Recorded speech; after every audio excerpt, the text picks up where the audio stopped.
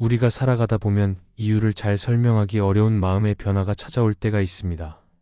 겉으로는 아무 문제도 없는 하루였는데도 마음이 괜히 무거워지고 평소에는 잘 감당하던 일조차 갑자기 부담스럽게 느껴질 때가 있습니다. 또는 작은 일이지만 생각보다 크게 다가와 마음이 흔들리고 조용히 눌러두었던 두려움이 다시 올라오는 순간도 있습니다. 이런 시간은 누구에게나 찾아오지만 믿음의 길을 걷는 사람에게는 특별한 의미가 될 때가 있습니다. 하나님은 새로운 일을 시작하시기 전에 우리의 마음을 먼저 만지시기 때문입니다.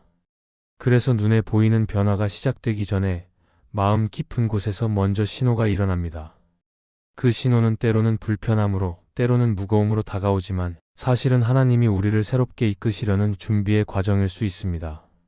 하나님은 우리가 스스로 서 있는 힘을 내려놓고 더 깊은 자리에서 하나님을 바라보도록 이끄십니다.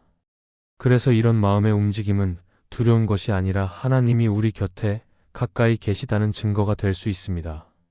오늘은 하나님이 우리의 삶을 새롭게 하시려 할 때 먼저 마음 안에서 일어나게 하시는 징조가 무엇인지 살펴보겠습니다. 첫째, 하나님은 이유 없이 마음이 무거운 순간에 기도의 자리로 부르십니다.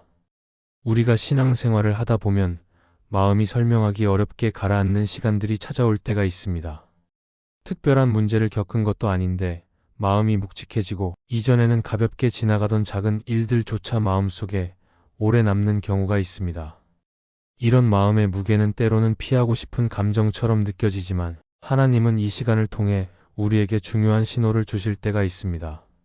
왜냐하면 하나님은 우리를 변화시키실 때 먼저 마음의 깊은 곳을 만지시기 때문입니다.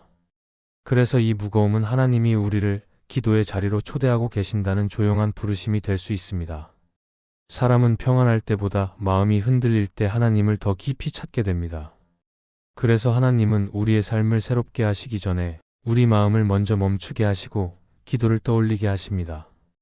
평소에는 바쁘다는 이유로 지나치던 시간이었는데도 이상하게 기도해야겠다는 생각이 올라오고 이유는 모르겠지만 하나님 앞에 머물고 싶은 마음이 생길 때가 있습니다. 이런 감정은 단순한 감정의 변화가 아니라 하나님이 우리를 더 깊은 자리로 이끄시는 시작일 수 있습니다. 하나님은 때로는 마음의 무게를 사용해 우리가 스스로 해결할 수 없다는 사실을 인정하게 하시고 기도의 자리를 다시 찾도록 이끄십니다. 이런 마음의 무거움은 우리의 믿음을 지탱해 온 익숙한 방식이 더 이상 충분하지 않다는 신호이기도 합니다. 지금까지 버티고 견디던 힘만으로는 앞으로의 길을 걸을 수 없다는 것을 하나님이 알려주실 때도 있습니다. 그래서 마음이 무거워지는 순간은 단순히 힘든 때가 아니라 하나님이 우리를 새롭게 세우기 위해 마음 깊은 자리를 열어가시는 과정입니다. 하나님은 우리가 가지고 있는 생각, 감정, 기대, 습관을 다시 정리하시고 그 안에 새로운 믿음의 토대를 세우기 위해 마음을 흔들어 주실 수 있습니다. 성경에서 한나의 이야기를 떠올리면 마음의 무거움이 하나님이 주시는 변화의 시작이 될 수 있다는 사실을 알 수 있습니다. 한나는 이유 없이 눈물이 흐르고 마음이 답답해지고 다른 사람에게 설명할 수 없는 슬픔이 밀려오는 시간을 지나고 있었습니다. 그러나 하나님은 그 무거움 속에서 한나를 기도의 자리로 이끄셨고 그 자리에서 새로운 은혜의 문이 열렸습니다. 한나가 드린 기도는 이전과 달랐고 마음 깊은 곳에서 하나님께 솔직하게 나아가는 기도가 되었으며 그 기도 속에서 한나는 새로운 길을 보게 되었습니다. 이처럼 마음이 무거워지는 일은 하나님이 우리를 더 깊은 자리로 부르시는 은혜의 시간이 될 수 있습니다. 그런데 우리는 이 무거움을 종종 부담으로만 생각해서 피하려고 하거나 그 이유를 너무 빨리 찾으려고 할 때가 있습니다. 하지만 하나님은 단순히 이유를 찾는 것이 아니라 기도의 자리에 머물며 마음을 열고 하나님을 바라보는 시간을 원하십니다. 그래서 이 무거움은 하나님께로 향하는 길을 다시 열어주는 초대가 됩니다. 하나님은 우리가 이 시간을 통해 자신을 더욱 의지하게 하시고 우리의 마음을 새롭게 빚어 가십니다. 그래서 이유 없이 마음이 무거워지는 순간이 찾아온다면 우리는 당황하거나 불안해할 필요가 없습니다. 오히려 하나님이 우리 삶을 새롭게 하시려는 준비의 과정으로 받아들이며 그 부르심 앞에 조용히 머물 수 있습니다. 마음이 흔들리는 시간은 하나님이 가까이 계시다는 증거가 되기 때문입니다. 이때 조용히 멈춰 하나님을 바라보고 기도의 자리에 앉아 마음을 열 때 하나님은 우리가 보지 못하던 길을 보여주시고 새로운 은혜의 단계로 이끄실 것입니다. 둘째, 하나님은 마음의 두려움을 드러내어 믿음의 근거를 새롭게 세우십니다. 우리가 믿음의 길을 걸어갈 때 두려움이 밀려오는 순간이 있습니다. 겉으로는 잘 지내는 것처럼 보이지만 마음 한 곳에서는 설명하기 어려운 불안이 올라오고 앞으로의 길이 흐릿하게 느껴지며 자신이 붙잡아온 확신들이 흔들리는 때가 있습니다. 이런 두려움은 단순한 감정의 문제가 아니라 하나님이 우리 마음 깊은 자리를 만지고 계시다는 신호일 수 있습니다. 왜냐하면 하나님은 우리의 믿음을 더 깊고 단단한 자리로 옮기실 때 우리가 의지하던 불안정한 토대를 먼저 드러내시기 때문입니다. 그래서 이 두려움은 하나님이 우리 안에서 새로운 일을 시작하고 계심을 보여줄 때가 있습니다. 사람은 보이지 않는 두려움을 붙잡고 살아갈 때가 많습니다. 그래서 스스로는 잘 인식하지 못해도 어떤 상황만 되면 반복적으로 불안해지고 특정 관계나 책임 앞에서 지나치게 흔들리는 경우가 있습니다. 그런데 하나님은 우리가 이런 감정을 억누르며 지나가기를 원하지 않으시고 오히려 그 두려움의 뿌리를 드러내어 믿음의 근거가 어디에 있어야 하는지를 다시 보게 하십니다. 그래서 하나님이 우리의 삶을 새롭게 하실 때 마음 깊이 숨겨두었던 두려움이 갑자기 떠오르고 이전에는 별 문제 되지 않던 일이 크게 느껴지는 순간이 찾아옵니다. 이 모습은 우리의 신앙이 약해졌다는 뜻이 아니라 하나님이 진짜 믿음의 기초를 세우고 계시다는 중요한 과정입니다. 두려움을 마주할 때 사람은 피하고 싶어지고 서둘러 해결책을 찾고 싶어지지만 하나님은 이 시간을 통해 우리가 무엇을 의지하고 있었는지를 바라보게 하십니다. 믿음의 기초는 하나님께 있어야 하지만 우리는 알게 모르게 환경이나 사람, 능력이나 경험을 붙들고 살아갈 때가 많습니다. 그래서 하나님은 때때로 이 토대들을 흔들어 우리가 정말 의지해야 하는 분이 누구인지 다시 확인하게 하십니다. 이 과정은 마음이 불편할 수 있지만 하나님께서 새롭게 세우시는 믿음의 자리로 가는 매우 중요한 단계입니다. 성경에서 모세의 이야기를 떠올리면 이 과정이 더 선명해집니다. 모세는 하나님께 부르심을 받았지만 자신 안에 깊이 자리 잡은 두려움 때문에 처음에는 그 부르심을 받아들이기 어려워했습니다. 그는 자신의 부족함을 이야기했고 말이 느리다고 말하며 하나님이 맡기시는 길을 피하려고 했습니다. 그러나 하나님은 이 두려움을 없애주기보다 그 두려움 속에서 하나님이 어떤 분이신지를 보게 하셨습니다. 그래서 모세는 자신의 능력이 아니라 하나님이 하신다는 사실을 붙들게 되었고 결국 그 믿음이 새로운 사명을 감당하는 길을 열어주었습니다. 이처럼 하나님은 우리의 두려움을 책망하듯 다루지 않으시고 그 두려움을 통해 우리가 바라보아야 할 대상이 무엇인지 알려주십니다. 그래서 두려움이 생기는 순간은 신앙이 흔들리는 시간이 아니라 믿음의 기초가 다시 세워지는 시간입니다. 우리가 붙잡고 있던 안전함이 사라지는 것처럼 느껴질 때 하나님은 우리가 세상의 안정감이 아니라 하나님께서 주시는 평안 위에 서기를 원하십니다. 그래서 두려움이 깊어질수록 하나님을 더 가까이 찾고 싶어지고 기도 안에서 힘을 얻고 싶어지는 마음이 생겨납니다. 이 마음은 하나님이 새로운 믿음의 길로 이끄시는 부드러운 인도하심이 될 수 있습니다. 그래서 마음이 흔들리고 두려움이 드러나는 순간을 부정적으로만 바라볼 필요가 없습니다. 하나님은 이런 시간을 통해 우리의 신앙을 새롭게 하시고 하나님이 주시는 평안 위에 믿음을 다시 세우십니다. 두려움이 찾아올 때 그 안에 숨겨진 하나님의 부르심을 바라보며 두려움을 피해 도망가는 대신 하나님 앞에 조용히 머물며 마음을 열 때 하나님은 우리의 영혼을 단단하게 세워 가십니다. 그리고 하나님은 결국 우리가 두려움을 넘어설 수 있도록 새로운 확신을 주시고 우리의 믿음이 흔들리지 않는 자리로 옮겨주실 것입니다. 셋째, 하나님은 내 힘으로는 해결되지 않는 일을 통해 마음을 낮추십니다. 우리가 살아가다 보면 스스로 잘 해낼 수 있다고 여겼던 일에서 갑자기 벽을 만날 때가 있습니다. 아무리 노력해도 풀리지 않고 평소에는 쉽게 지나가던 일이 유독 어렵게 느껴지며 조절할 수 있다고 생각했던 감정과 상황이 내 마음대로 되지 않는 순간들이 찾아옵니다. 이런 상황은 우리에게 큰 불편함을 주고 때로는 실망과 낙심으로 이어지기도 하지만 하나님은 바로 이런 순간을 사용해 우리의 마음을 부드럽게 낮추십니다. 그래서 우리가 붙들고 있던 자신감이 조용히 내려지고 하나님을 향해 더 깊이 마음을 열게 되는 시간이 시작됩니다. 사람은 누구나 자신이 할 수 있다고 생각할 때 안정을 느끼며 살고 싶어 합니다. 그러나 하나님은 우리가 우리의 능력만을 의지하는 삶으로 머물러 있기를 원하지 않으시고 하나님께 의지하는 자리로 옮겨가기를 원하십니다. 그래서 내 힘으로는 해결되지 않는 문제를 만나게 하시기도 하고 익숙하게 하던 일이 흔들리는 순간을 허락하시기도 합니다. 이 과정은 결코 우리를 무너뜨리려는 것이 아니라 하나님께 더 가까이 나아가도록 부르시는 중요한 길이 될 수 있습니다.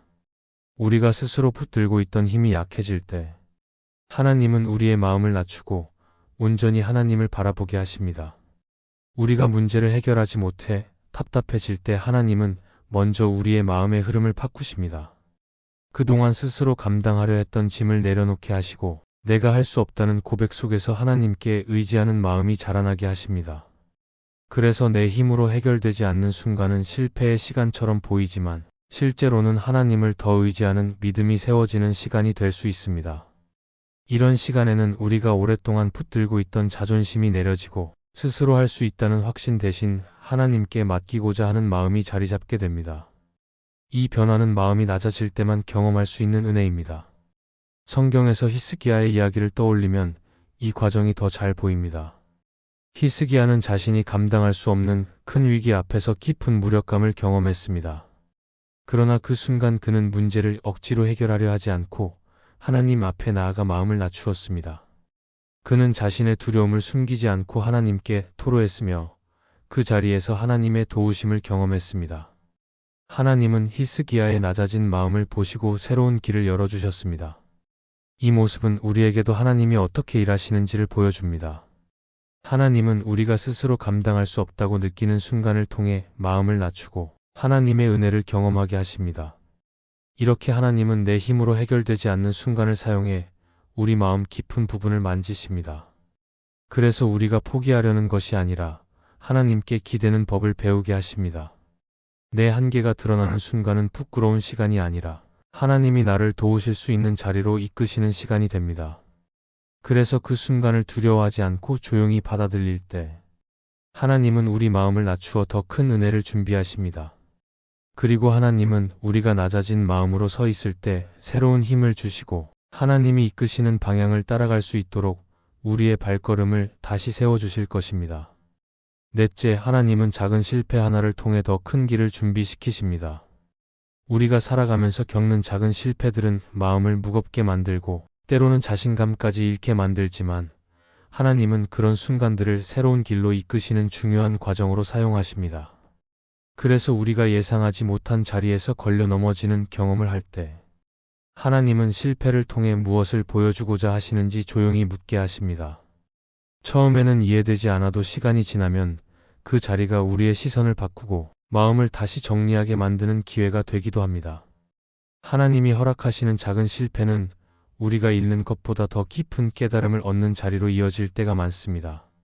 사람은 누구나 잘 해내고 싶은 마음이 있고 실수나 실패를 가능한 피하고 싶어 하지만 하나님은 우리 안의 깊은 부분을 다루실 때 이런 작은 실패를 사용하십니다. 그래서 우리가 능숙하다고 생각했던 자리에서 갑자기 힘이 빠지고 평소에는 쉽게 지나가던 일이 버겁게 느껴지며 열심히 했는데도 결과가 예상과 다르게 흘러가는 경험을 하게 하십니다. 이때 우리는 실망하고 혼란스러울 수 있지만 하나님은 이 과정 속에서 우리 마음의 방향을 바로잡고 새로운 시각을 갖게 하십니다. 결국 실패는 끝이 아니라 다시 시작할 수 있는 출발선이 됩니다. 하나님의 사람들은 실패를 통해 자신을 돌아보고 더 넓은 길을 향해 나아갔습니다. 성경에서 베드로의 이야기를 떠올리면 이 과정을 더 깊이 이해할 수 있습니다. 베드로는 예수님을 따르는 열정이 있었지만 결정적인 순간에 예수님을 부인하는 큰 실패를 경험했습니다. 그는 실망과 후회를 넘어서 자신을 바라보는 시선까지 흔들렸지만 하나님은 이 실패를 그의 삶에서 중요한 전환점으로 사용하셨습니다. 이 경험을 지나 베드로는 자신의 한계를 더 분명히 보게 되었고 결국 하나님께 더 의지하는 사람이 되었습니다. 그리고 이 실패는 베드로가 이후에 맡게 될 사명을 감당할 수 있는 깊은 겸손과 단단한 믿음을 만들어 주었습니다. 우리의 삶에서도 작은 실패는 이러한 변화의 시작이 될 수 있습니다. 실패를 통해 우리는 그동안 붙들고 있던 기대를 내려놓고 하나님께서 이끄시는 새로운 길을 바라보게 됩니다. 또 실패는 우리의 내면을 정직하게 보도록 도와주고 하나님이 채우시는 은혜가 아니면 설 수 없다는 사실을 더 분명하게 깨닫게 합니다. 그래서 실패는 아픈 경험이지만 동시에 하나님이 우리를 새롭게 준비시키는 과정이 됩니다. 하나님은 실패를 통해 마음을 낮추고 우리 안에 있는 고집과 자기 확신을 다루시고 새로운 방향으로 나아갈 힘을 주십니다. 팀 켈러는 그의 책 기도에서 이렇게 말합니다. 하나님께 마음을 여는 일은 우리를 다시 빚어 가시는 하나님의 손길을 경험하는 시간이다. 이 말처럼 하나님은 실패를 통해 우리의 마음을 열게 하시고 더 깊은 자리에 있는 마음의 모양을 다루십니다. 그래서 실패는 우리가 포기해야 할 이유가 아니라 하나님이 우리를 더욱 단단하게 세우시는 시간일 수 있습니다. 우리가 이것을 믿음의 눈으로 바라볼 때 실패를 피하려 하기보다 그 안에서 하나님이 하시는 일을 느끼게 됩니다. 그래서 작은 실패 하나도 가볍게 지나가면 안 됩니다.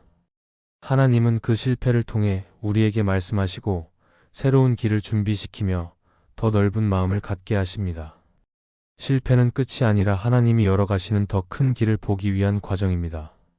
우리가 이 마음을 품고 실패의 순간을 지나갈 때 하나님은 결국 우리를 더 깊은 자리로 이끄시고 새로운 시작을 준비해 주실 것입니다.